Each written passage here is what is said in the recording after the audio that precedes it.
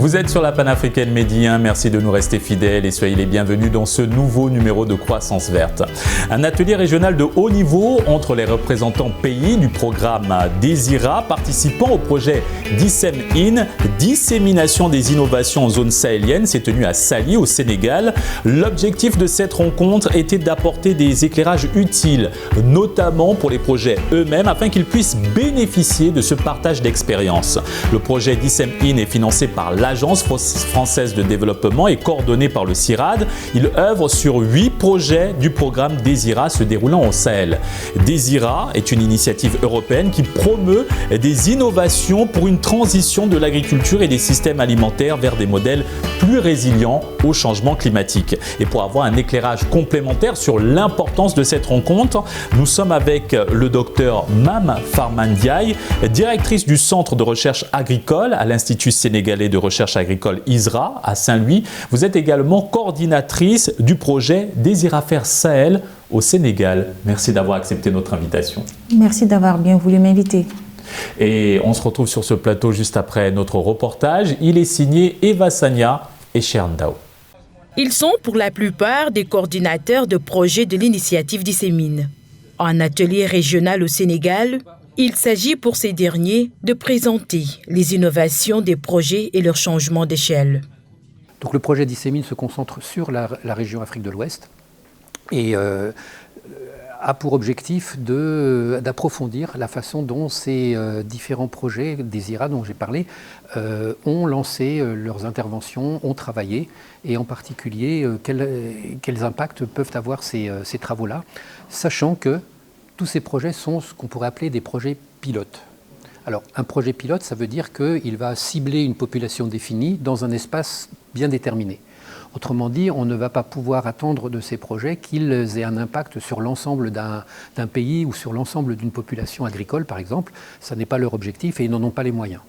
Par contre, par l'intermédiaire de DISEM-IN, on se dit qu'il est certainement possible de tirer leçon de ce qu'ils font pour apporter cette connaissance au-delà de l'intervention sur lesquelles ces projets se sont mis, donc pour une population plus large et sur des espaces plus étendus. Et nous, en fait, on travaille sur ces innovations, on a essayé de les décortiquer. On a réussi à comprendre que toutes ces innovations ont pour particularité qu'elles ont toutes 3 dimensions. Une dimension technique, donc matériel, outils, etc., par exemple des équipements ou des nouvelles semences.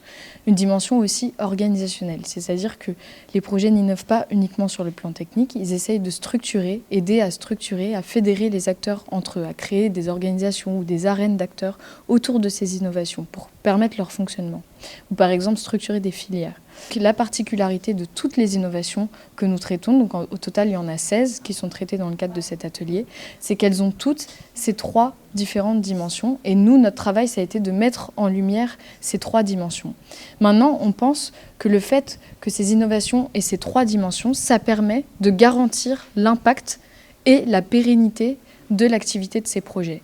De faire en sorte qu'une fois que le projet sera terminé, l'innovation va continuer, va perdurer dans le temps. Et donc nous, on va essayer de creuser dans le cadre de cet atelier pourquoi est-ce que ces différentes dimensions sont importantes et comment est-ce qu'elles permettent de garantir une pérennité dans les résultats qui sont obtenus par les projets. Ce rendez-vous régional d'échange entre les représentants des 8 projets menés en Afrique de l'Ouest comporte 5 thématiques qui sont l'amélioration variétale, l'agroécologie, le bioénergie, l'élevage et l'irrigation. DESIRA qui se déroule dans des pays comme le Sénégal, le Burkina Faso, le Tchad et le Mali est une opportunité pour les équipes de CASEX de présenter notamment les innovations d'un projet innovant tel que celui d'Accept. Ce projet travaille sur l'alimentation des animaux dans l'introduction d'une espèce fourragère. La promotion de la culture fourragère. Vous savez qu'avec le changement climatique, les pâturages se réduisent. Donc les animaux ne peuvent pas continuer à marcher comme avant et puis à paître sur le pâturage naturel.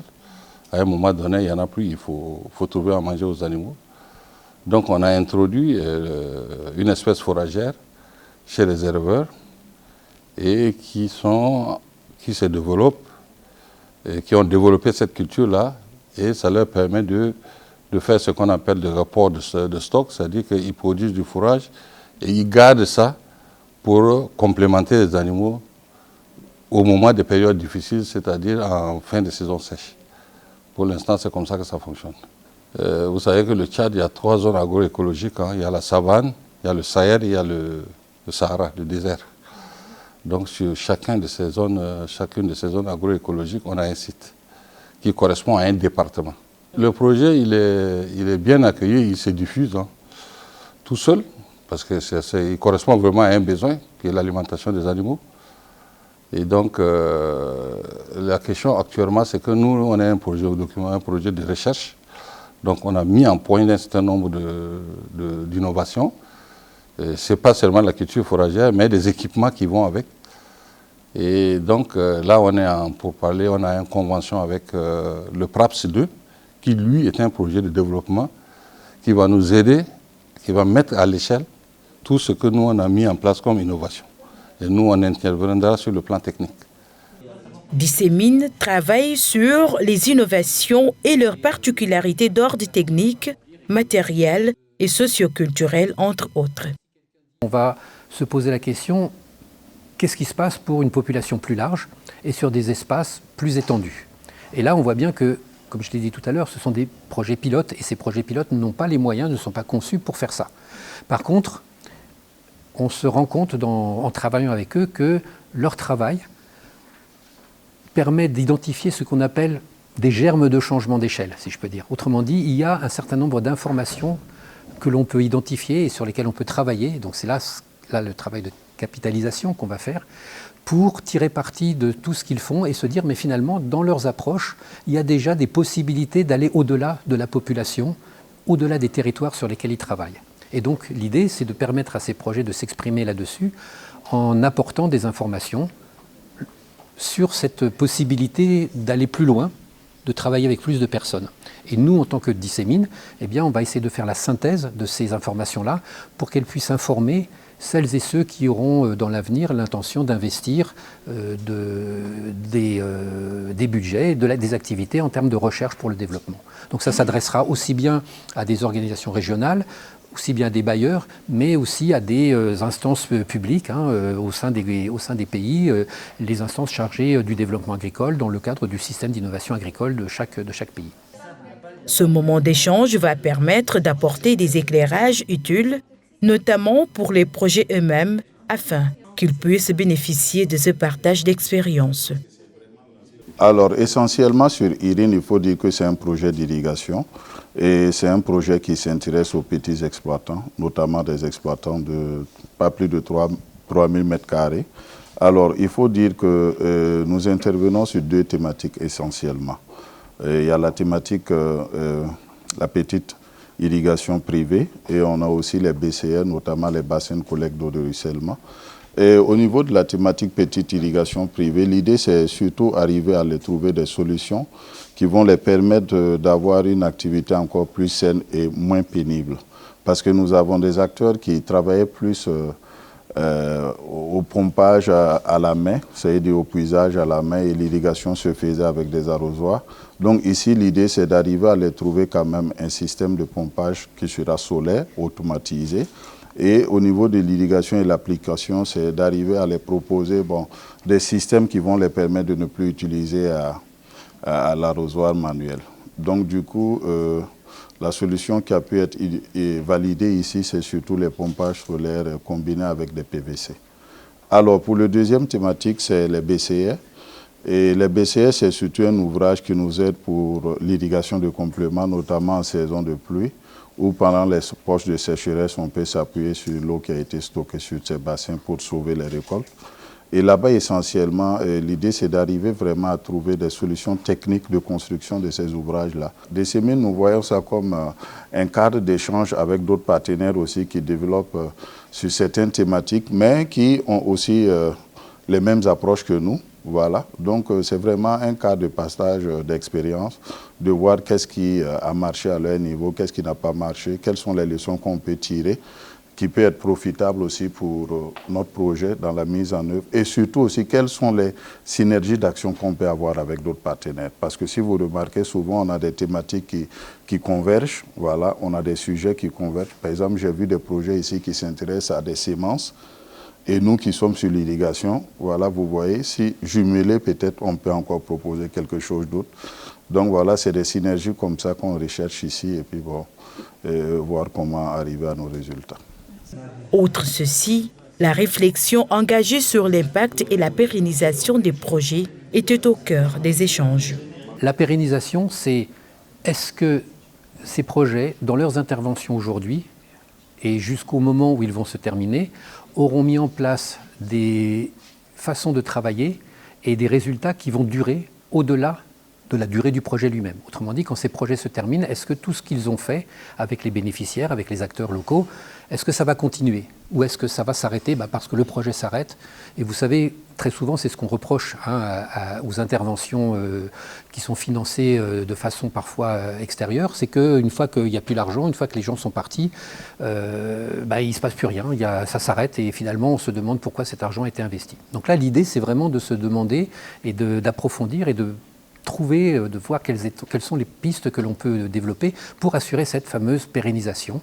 Donc je répète, faire en sorte que les résultats perdurent après que le projet, lui, se soit terminé conformément aux attentes. Le projet porté par les équipes de l'ISRA et du CIRAD entre dans sa dernière année d'activité. Et sur le changement d'échelle. Donc, comment faire en sorte qu'une fois qu'on ait développé une innovation, elle puisse toucher de plus larges publics et sur de plus larges zones. Donc nous, on va produire un ensemble de connaissances là-dessus. Et ces connaissances vont d'une part être bénéfiques aux projets eux-mêmes, puisque quand ils vont rentrer auprès de leur équipe projet, ils vont pouvoir dire voilà ce que Dissémine nous a permis d'apprendre. On a vu ce que les autres projets faisaient dans la sous-région, et donc ça peut nous donner des idées, nous, sur la fin de notre projet pour améliorer ce qu'on a prévu de faire, d'une part. Et d'autre part, on va organiser un atelier de synthèse au mois de septembre. Et lors de cet atelier de synthèse, on va convier un nombre élargi d'acteurs avec des décideurs, avec des ministères, des représentants de bailleurs, etc. Et on va leur diffuser toutes ces connaissances-là qui ont émergé des projets. Et donc, on va leur dire, si vous souhaitez investir dans de futurs projets, dans l'innovation agricole, voici les enseignements sur lesquels vous pouvez vous appuyer pour essayer de concevoir d'autres projets différemment, de façon améliorée, pour essayer d'être plus efficace, pour s'assurer qu'une fois que vos projets seront lancés, les résultats vont perdurer dans le temps, et pour déjà essayer de concevoir le changement d'échelle dès le montage des projets. Les points fondamentaux qui ont réuni les représentants des projets étaient la mise en échelle et la pérennisation. Cependant, des résultats sont attendus par cet atelier. Il s'agit de co-construire avec les représentants des projets qui travaillent avec Dissémine et les enseignements sur la pérennisation et le changement d'échelle afin de toucher le plus large public et zone. De retour sur le plateau de Croissance Verte et nous sommes avec le docteur Mame Farman Ndiaye, directrice du Centre de recherche agricole de l'Institut sénégalais de recherche agricole ISRA à Saint-Louis et coordinatrice du projet Désiraffaire Sahel au Sénégal. Madame Ndiaye, d'abord, quelle est l'importance des thématiques abordées lors de cet atelier régional? Alors, cet atelier a abordé principalement deux thématiques. La première thématique, c'est la question de la pérennisation, parce que les recherches passées se déroulent et se terminent sans pour autant que les bénéficiaires s'en approprient. Une fois que le projet a fini son temps d'activité, son déroulement, les activités se terminent, il n'y a plus de fonds. Les producteurs, les bénéficiaires retournent à leurs pratiques habituelles, à leurs habitudes et c'en est fini. Ça fait beaucoup de temps, beaucoup d'argent investi, beaucoup de ressources mobilisées pour développer des activités de recherche, pour innover, pour changer en tout cas le système de culture. Mais dès que les projets se terminent, ça s'arrête là. Et donc la question de la pérennisation, c'est une question qui est souvent revenue. Comment est-ce qu'on peut arriver à faire perdurer des innovations qui étaient très pertinentes, qui étaient très intéressantes pour les producteurs, mais voilà, qui s'arrêtent avec le projet. Donc là, ça, c'est la première thématique qui a été abordée. Une autre thématique, c'était le changement d'échelle. Nous agissons, c'est des projets, c'est de petits budgets, c'est pas de gros programmes. Et donc, on agit souvent localement sur des villages, dans le meilleur des cas, sur des échelles communales. Et donc, nous agissons également sur des individus. Et comment est-ce qu'on peut changer d'échelle? Horizontalement, toucher une plus large population, verticalement, toucher une diversité d'acteurs autres que des producteurs, toucher des autorités locales, toucher des bailleurs, toucher vraiment une diversité d'acteurs en sorte que tout le monde puisse être sensibilisé, au courant, informé, connaître l'importance des activités qui sont au cours et pouvoir s'en approprier. Toucher également en profondeur, parce que quand on parle de pérennisation, de changement, c'est important que la personne à qui est destinée ces innovations, ces activités de recherche, puisse arriver à changer ses habitudes, ses mentalités. Et maintenant, qu'est-ce qui différencie cet atelier régional des précédents? Alors, les précédents, on va dire, c'était le point de départ. Les précédents ont regroupé les différents projets financés par Desira en Afrique de l'Ouest. Et ça a permis de voir déjà quelle est la démarche d'innovation que ces projets ont mise en place. Et dans ces démarches-là, il y avait des points communs comme la co-conception. La co-conception, c'est-à-dire on réfléchit, on conçoit tous les systèmes d'innovation avec les producteurs et des diversités d'acteurs. Un autre point commun, c'est également l'aspect pluridimensionnel. On ne s'en tient pas uniquement aux aspects techniques, mais les aspects sociaux, économiques, politiques sont également pris en compte dans la plupart de ces projets-là. Et bien sûr, la diversité des acteurs. Donc, c'était vraiment un premier pas pour dégager quelle est la démarche d'innovation adoptée par ces projets-là et pouvoir nous accompagner ensuite sur la question de la pérennisation et du changement d'échelle de ces innovations. Quelles sont les principales conclusions issues de cette rencontre? Les conclusions qu'on peut tirer de cette rencontre, c'est que quand on parle de pérennisation et de changement d'échelle, il faut voir la dimension horizontale, qui est habituellement l'aspect technique que les projets apportent. On s'intéresse par exemple au compostage, on s'intéresse par exemple aux associations de culture, ça c'est vraiment des aspects techniques. Et on le fait en touchant une catégorie de population bien ciblée.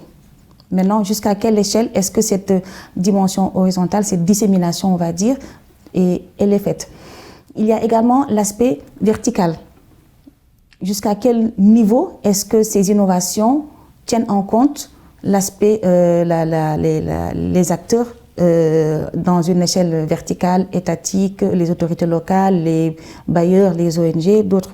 Il y a également l'aspect social pour arriver à un changement de mentalité et d'habitude.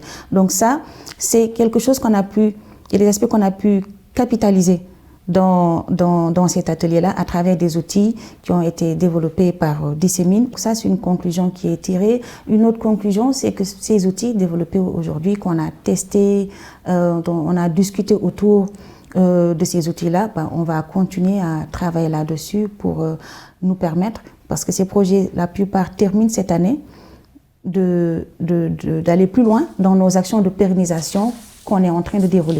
Justement, quelle est la durée du projet Dissémine et quelles sont les principales attentes vis-à-vis de ce dernier?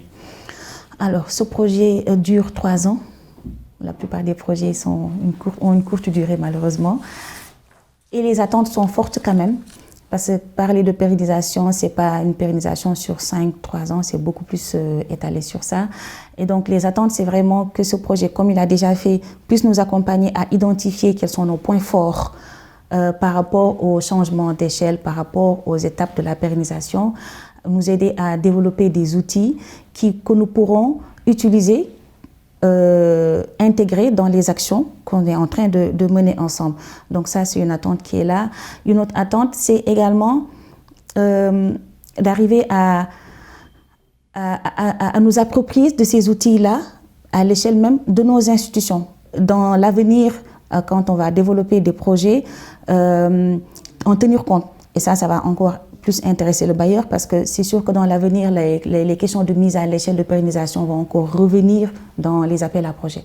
Vous êtes la coordinatrice du projet Désir-à-faire Sahel au Sénégal. Qu'en est-il de ce projet en particulier, Désir-à-faire, et quelle est son importance dans le programme DISEM-IN?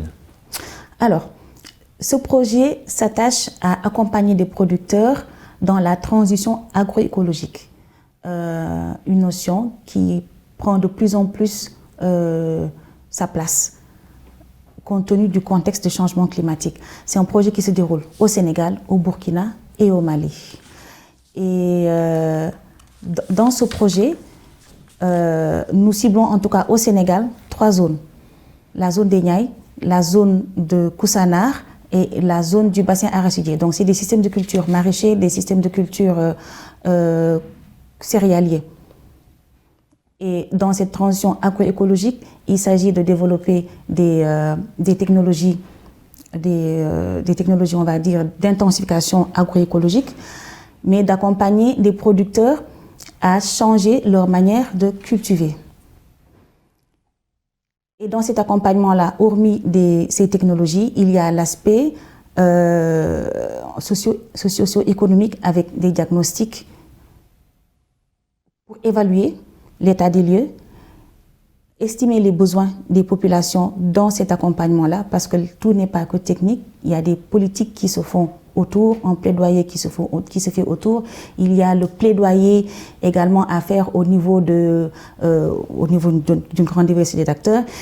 Il y a également le réseautage entre producteurs même, le maillage à l'échelle nationale que l'on essaie de faire à travers des plateformes dont la DITAS. Alors à travers cet accompagnement qui est très vaste, lorsque vous allez à la rencontre des populations, quels sont les problèmes récurrents auxquels vous faites face et comment arrivez-vous à les surmonter à travers votre projet Désir-à-faire? Alors, ces problèmes récurrents, on va dire c'est des problèmes à l'échelle nationale même. Hein. Il y a la question de la fertilité du sol qui revient souvent. Il y a la question de la gestion de l'eau qui revient. Il y a la question des bioagresseurs qui revient. Il y a la question de la mécanisation qui revient. Ça, c'est les principales questions. Ensuite, en fonction des zones, on peut avoir des différences. Si on va dans la zone des Niayes, la question qui se pose, c'est la question de l'eau, c'est la question de l'usage abusif des intrants chimiques. Si on va dans le bassin arachidier, c'est la question de l'eau qui revient, mais c'est la question de la salinité qui revient. Et si on va dans la zone du Koussanar, c'est principalement la question de la fertilité des sols, du maintien de la fertilité des sols, parce que c'est une zone qui subit de plus en plus une déforestation. Et en fonction de ces questions-là, il y a des thématiques communes que l'on retrouve donc et sur lesquelles on les accompagne, qui est essentiellement à la fertilité des sols. Et après, on apporte des technologies. Alors, ces technologies que l'on apporte, ce n'est pas les technologies que la recherche est venue apporter sans avoir discuté avec les producteurs. C'est des séries d'ateliers qui sont déroulés. Ils ont eux-mêmes fait des propositions de pratiques à mettre en œuvre, qu'on a mis en place avec eux et qu'on a amélioré progressivement pour leur montrer que en partant de vos propositions et en améliorant vos propositions par telle et telle approche, ils arrivent à mieux s'approprier des techniques qu'on leur apporte. Depuis l'effectivité du projet Désir-à-faire Sahel au Sénégal, quelles ont été ces grandes réalisations? Au Sénégal, alors, dans la zone des Niayes, on a largement travaillé sur, par exemple, le paillage pour la rétention de l'eau. Dans la zone du bassin arachidier et de Koussanar, il y a un système de culture, une pratique vraiment très ancienne qui est l'association arachide-niébé, que beaucoup ne comprennent pas parce que c'est 2 légumineuses qui ont la même fonction dans le sol, c'est-à-dire enrichir le sol d'azote. Mais il y a une fonction genre, si je peux dire, que cette association assure, c'est de fournir à la femme le niébé pour la cuisine. Et la question de la pression foncière se posant, la femme n'a pas sa parcelle à elle pour faire son niébé. Et donc, traditionnellement, dans ces zones-là, le niébé est mélangé, mais vraiment en infime quantité, avec l'arachide de manière parcimonieuse. Et donc, nous sommes venus, ils sont intéressés, la femme est intéressée, les hommes étaient intéressés. On a cherché à transformer un peu leur dispositif de culture pour donner plus de place à l'arachide, tout en conservant quand même les intérêts du chef de ménage qui est de garder ses gains par rapport à la production. Quelle place occupe la question du genre dans le projet Désiraffaire Sahel au Sénégal et quelles sont les mesures que vous avez mises en place pour faciliter l'autonomisation des femmes dans le domaine agricole? Alors, le genre, on va dire, est au cœur de tout le processus du projet. Depuis le recrutement, nous cherchons toujours à valoriser les femmes, les stagiaires, les thésards, les chercheurs. Dans le processus de recrutement, on en prend compte. Mais également dans les activités de terrain, je donne un exemple dans le déroulement des ateliers. Pour donner plus de parole aux femmes, on fait des focus group par rapport à l'aspect genre. Il y a les jeunes, il y a les hommes, il y a les femmes à part. Et après, cette proposition, cette technologie, cette pratique culturelle plutôt, association Arachide Niébi, c'est une proposition des femmes que les hommes ont validée. Donc ça, on le fait. Merci, Dr Mame Farma Ndiaye, pour cet éclairage. C'est vrai qu'il y avait beaucoup à dire sur les initiatives que vous mettez en place à travers le projet Désiraffaire Sahel au Sénégal. Encore merci d'avoir accepté cet entretien. Je vous en prie. Et c'est ainsi que s'achève cette émission. Excellente suite des programmes sur Média.